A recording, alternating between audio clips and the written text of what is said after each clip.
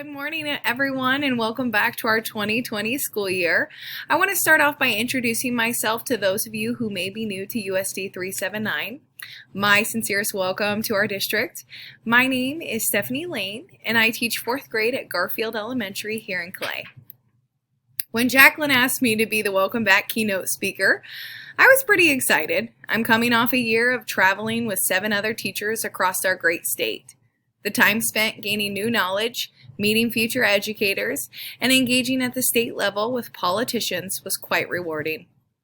I had to brush up on my college speech skills in order to be ready for our 30-plus speaking engagements, but I'm pretty lucky to know some great current and retired English teachers to edit all my work.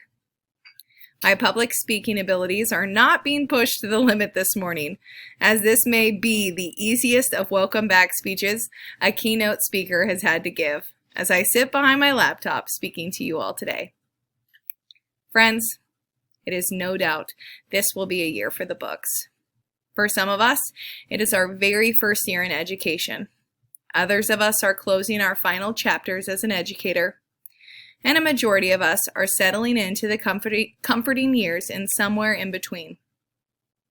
Regardless, this year will be one of promise, one of struggle, one of persistence, and one of growth.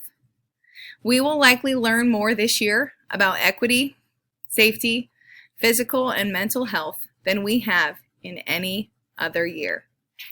We will spend time understanding safety protocols, checking in with remote learners, cleaning our classrooms, and then cleaning them again, as well as forging for new resources with colleagues on Teachers Pay Teachers, sifting through filing cabinets, blogs, and online resources.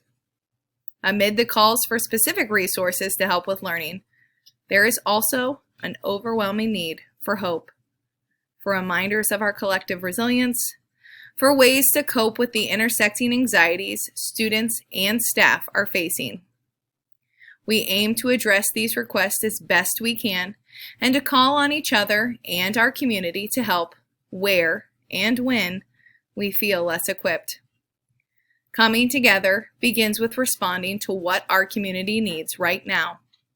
And what our community needs right now is a strong educational enterprise, a family to ensure that we will be better, and we will be better together. The quote by George Washington Carver is especially relevant for the school year ahead. How far you go in life depends on your being tender with the young, compassionate with the aged, sympathetic with the striving, and tolerant of the weak and strong. Because someday in your life, you will have been all of these. Truly, the evolution of this quote may be all of us at one point this year. We may all be striving, weak or strong at different points as we face the different adversities and struggles. These struggles can be overcome by the collective resilience we can afford one another. Collective resilience is played out as a two-way process, building community so that more people may gain support from the strong. Folks, as we support each other, our students, our staff, and our town, we beget more support within our community. Coming together is the theme to every school year, but will be even more significant this year. This year, as we begin to charter waters that have never been seen, we need to focus on our relationships. Relationships and solidarity are what makes us, USD 379, better together. It is easy to look at the choppy water ahead with the mindset of surviving, and some of us will feel like that is all we can muster as we face all the unknowns of this year. And that is okay. We get to own and express our own personal truths. That is the beauty of collective resilience. When those around us who are thriving can support and connect to those of us who are less equipped at the moment and only able to survive, we as a community can thrive, if you will. Those connections are crucial. Connections, after all, are why we're here. It is what gives us purpose and meaning to our lives. Connections allow us to look forward and to build. We have the opportunity in the post-COVID-19 phase to build back better and to strengthen quality and equity in our school system.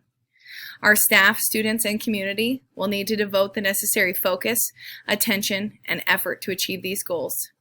And if we do, we will create a generation of flourishing, persistent young people. But that starts with us this year. It requires us to allow self-truths, grace, and tolerance within our classroom. Realistically, we know we will see a year of trauma, reflection, hope, and growth. Acknowledging all of this now will allow us to foster a culture of grace within our classrooms. After all, we spent much of last spring allowing for grace. But this year, we need to evoke grace. It needs to become a part of our regular vocabulary, one that even the youngest of our learners can feel, understand, and emulate. When we do this, we are truly allowing for the cultivation of relationships and their sustainable growth within our classrooms, while simultaneously teaching tolerance. When trauma and anxiety do not allow for those relationships to flourish, it is our responsibility to be that student's or colleague's champion. Everyone deserves a champion, an adult or peer who never gives up on them and understands the power of connections and insists that they become the best they can possibly be. A champion needs to be willing to disrupt the norm and to do the work it takes to fight for those individuals around them that beckon their encouragement. If you need someone to champion for you, look around, friends. Your colleagues, paras, support staff will foster the strongest collective resilience you can possibly imagine if you allow your personal truths to be shared, grace to be distributed, and connections to form. One of our state and national champions is going to speak with you shortly. This past year, as I mentioned, I was fortunate enough to travel and connect with the top 8 teachers in the state. One of those teachers is our State and National Teacher of the Year. It is my distinct pleasure to introduce Tabitha Rossbroy. She is a 10-year veteran Kansas teacher and the first early childhood educator to be named National Teacher of the Year. She teaches preschool for Winfield Early Learning Center in Winfield, Kansas, housed in Cumberland Village, a local retirement community and nursing home. Her inclusive classroom is in an intergenerational program that provides preschoolers and residents with multiple daily interactions and serves special education and typically developing preschools in a full day setting. A career preschool educator, Tabitha hopes to bring a voice to the important role early childhood education plays in our society and to highlight the value of social-emotional education at all age levels, as well as the importance of teacher-student connections and teacher solidarity. Traveling with Tabitha for the last 6 months, I know her message and mine echo similar thoughts. A hope for desire for connections. In order to strengthen the fabric of our community and schools, let's stitch together a solution centered on grace and steered by resilience and hope. Enjoy this message from Tabitha, and good luck on your school year ahead, friends. Hello, colleagues and friends.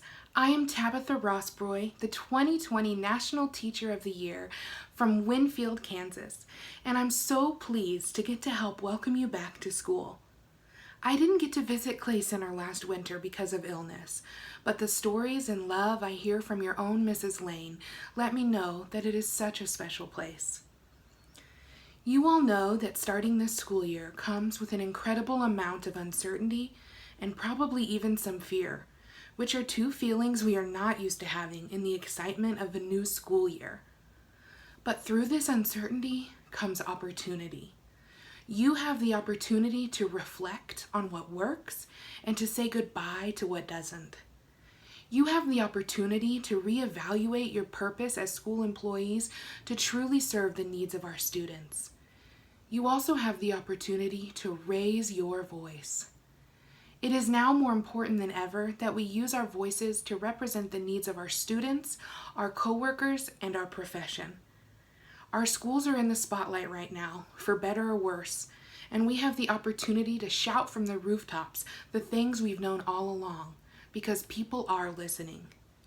You know the nuances of your profession better than anyone, and you dedicate your lives to serving the students and families in your care. During the coming year, may you keep safety and equity at the center of your focus and give yourself some grace on the rest. You are supporting your community through a global pandemic, and you will be able to look back on this time and know that you did your best.